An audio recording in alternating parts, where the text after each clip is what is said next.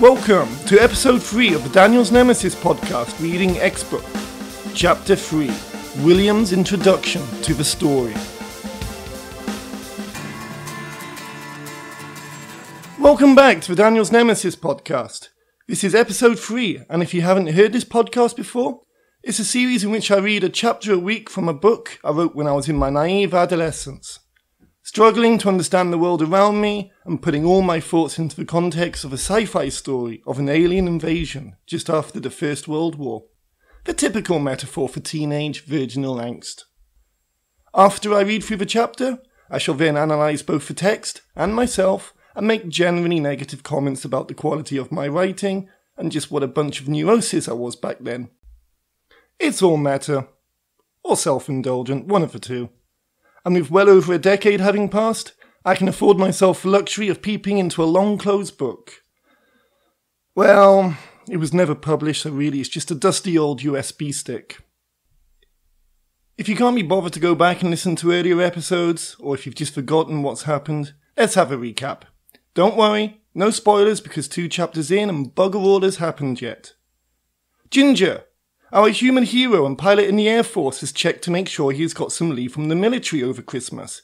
He then went to the pub. Alone. So, what can we look forward to this week? Well, it's a short chapter, but we do finally get to meet our alien hero, Scourge Fright, or as he prefers to be known, William. Today, William is considerate enough to describe himself. Just remember, this is fiction, always fiction. Logic is as logic does.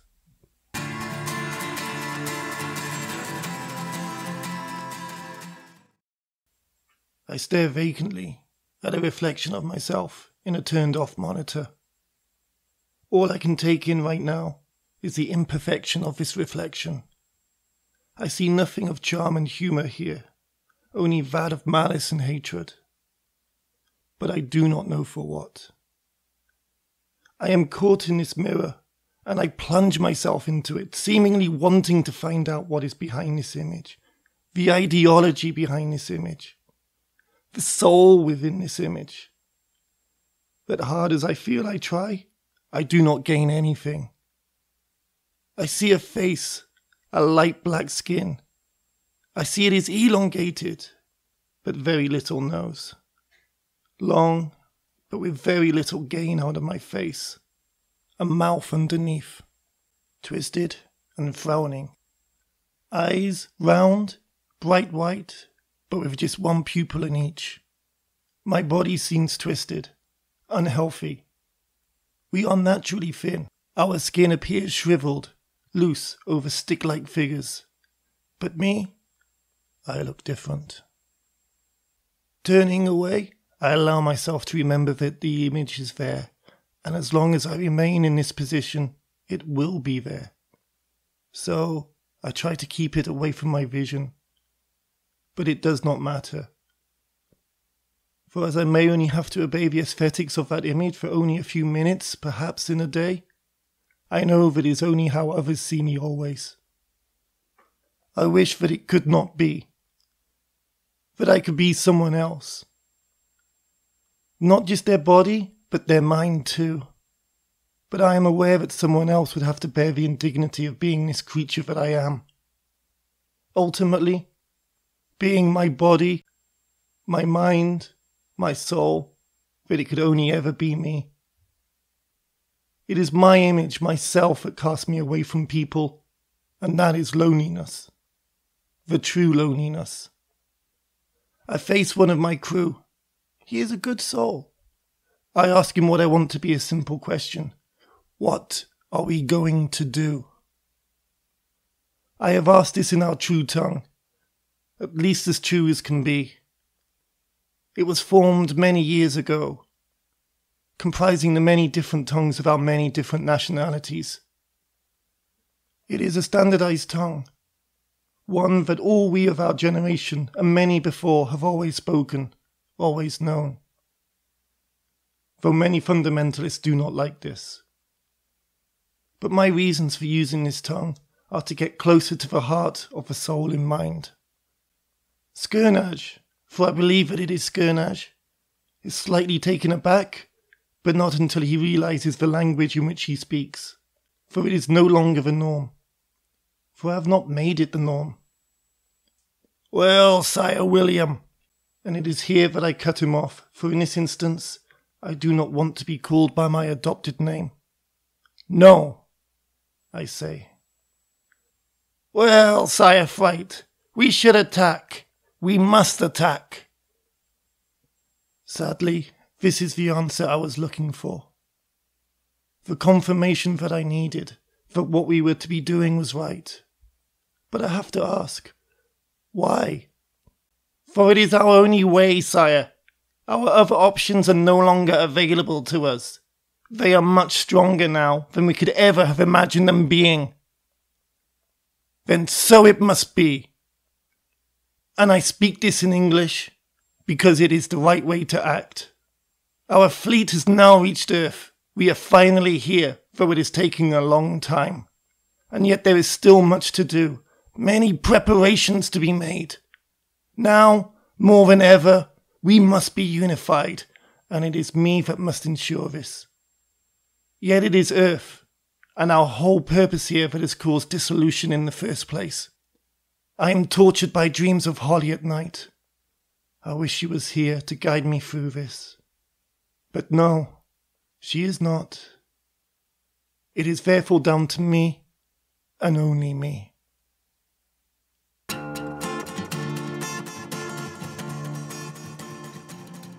Well, that was the chapter. Here are some of my thoughts. You've met William, so let's have a quick look at him and how I think he's different to Ginger. William, to me, became the more interesting character. Someone I was able to identify with more, so much so that I was considering rewriting the book just from his point of view. Ginger was the more unconscious side of me, using dreams and dark imaginings, and with the feral desire, arrogance and confusion I had, and which became the basis for the name danielsnemesis, Nemesis being my internal conflict. William is the more logical, considered, reserved side of me, basically the kid standing all alone in the school playground during breaks and lunches. Also confused, but about outside matters, whereas Ginger's confusion is more internal. Outside matters are only a way for Ginger to sink internally and then reinterpret the issues to make them more about him. Basically the kid that sat in his room, decorated with all sorts of scribblings and graffiti all over his bedroom wall. True story. The English name is an interesting idea and happened long before I came to Korea, which is where I'm currently recording this. I'm an English teacher, and discovered that a lot of Koreans take on English names. Because they are smart enough to know that us Westerners, particularly of the English-speaking variant, won't be able to remember their actual names.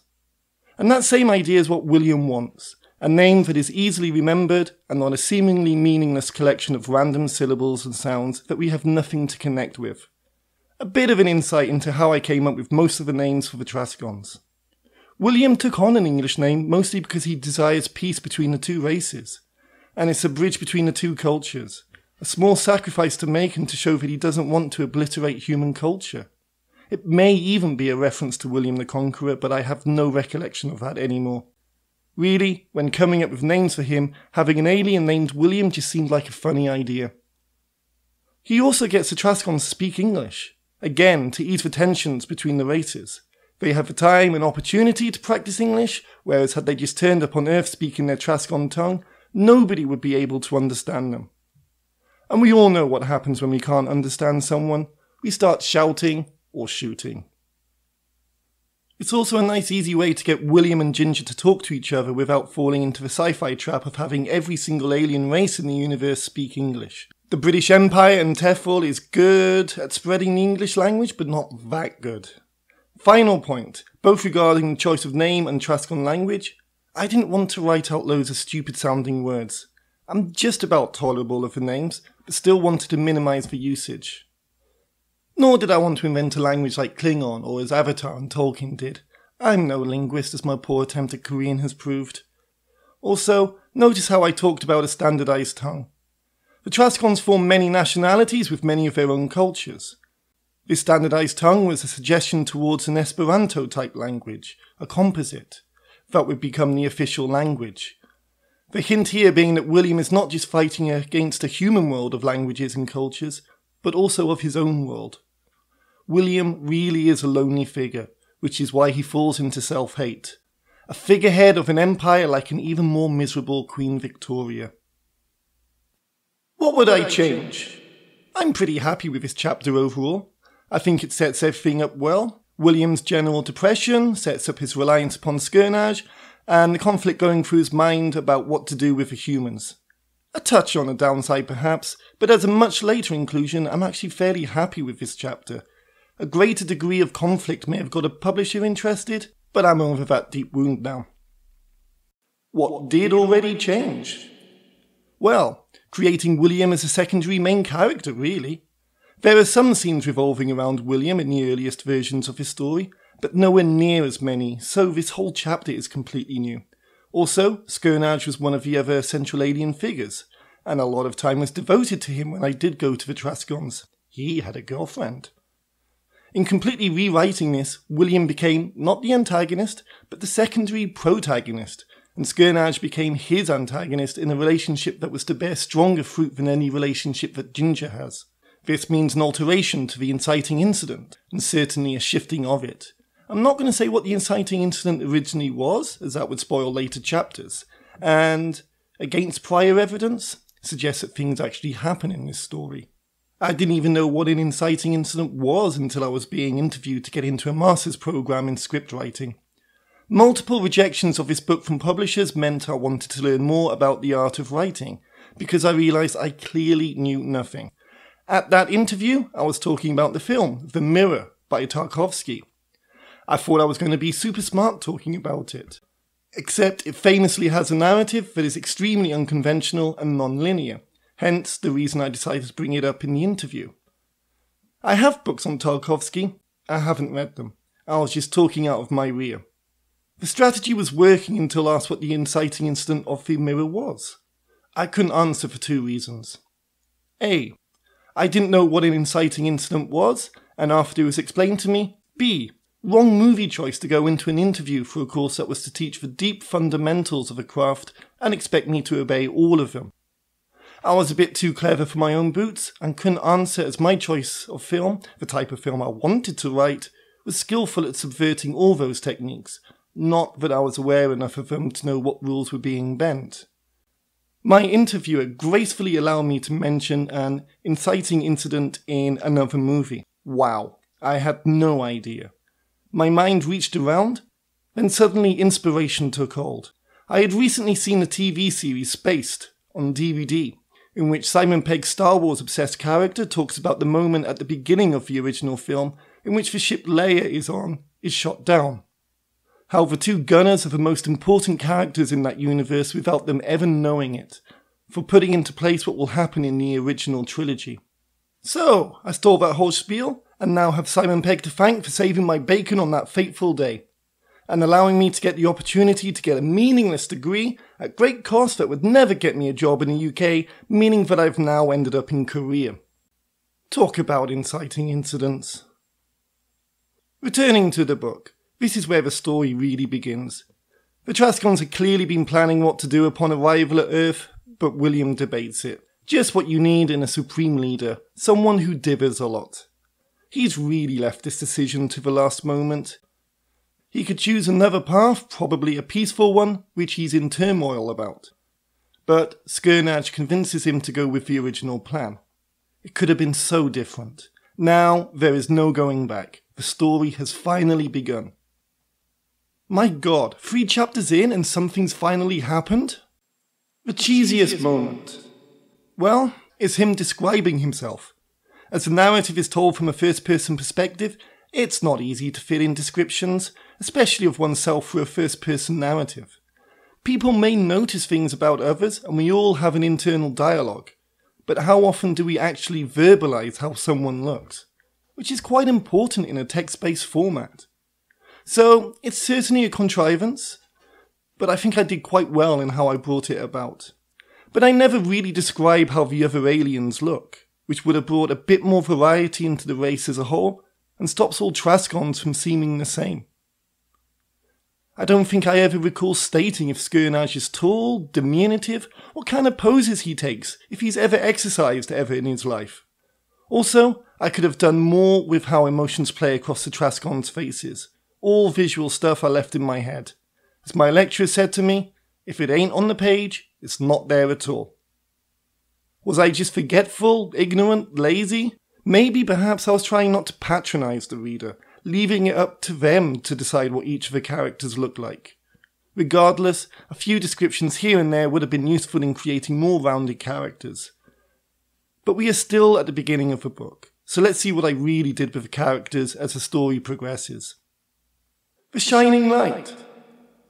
It's short and sweet, in a good way. It humanises William, Traskonises him if you want. But I think what I really like is how he uses the Traskon tongue and desires to be called by his given name. He, like Ginger in the previous episode, is breaking character before anything is established. He breaks his own rules with his very first uttered words. On one side, it's me attempting to give a vision of what these characters are like by pulling the rug from underneath the reader, who, let's face it, hasn't had enough time to stabilise themselves. And on the other, it's me clearly being bored and playful. As a technique, I have no idea if it works. But as a way to introduce characters, it's certainly an interesting idea to display almost the complete opposite of their beliefs upon first meeting them. Though, to be fair, many of their actual attributes are still there. I've just not made it obvious which are and are not. Hopefully this engages the listener, and establishes a flaw with me then analysing the content of each chapter before you've listened to the whole story. But who's to say that I'm not going to be playful with the characters later on? And you can always come back and listen to these podcasts again at a later date. Quote of the day. Well, this ties in with the next feature, but it is at least a bold statement. It is my image, myself, that casts me away from people, and that is loneliness, the true loneliness. A bit bold that, I think, and a very definitive statement, just what we are looking for. The Psychologist's Chair. Need I really point out that William is just mirroring a lot of the feelings I had towards the inadequacies of my own body? How he holds in his head his image of himself, even when he has stopped looking at the mirror. That self-consciousness that I hope most of us have had at some point. Currently, my self-image is typically based on photographs in which I'm drunk. You know, unfashionable clothes, gangly and awkward and half-closed eyes, making me look as if I'm having a fit.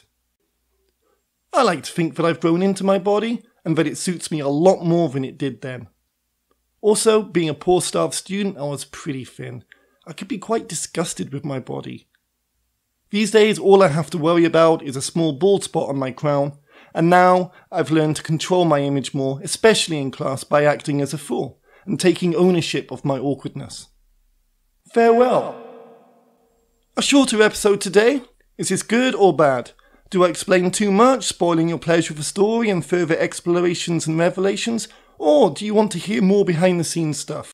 Let me know through Facebook and Twitter, and as always, any interpretations you may have that I may not have seen, and any generally nice comments will always be welcomed. Join me next week as Ginger meets his girlfriend, unchaperoned, to go on holiday. Cheerio and TTFN.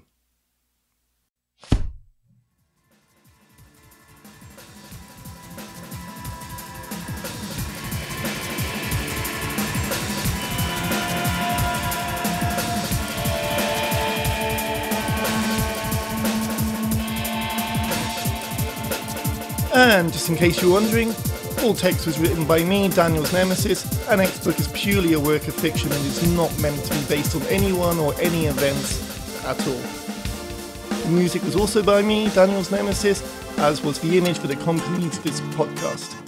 It sucks, doesn't it? But there we go.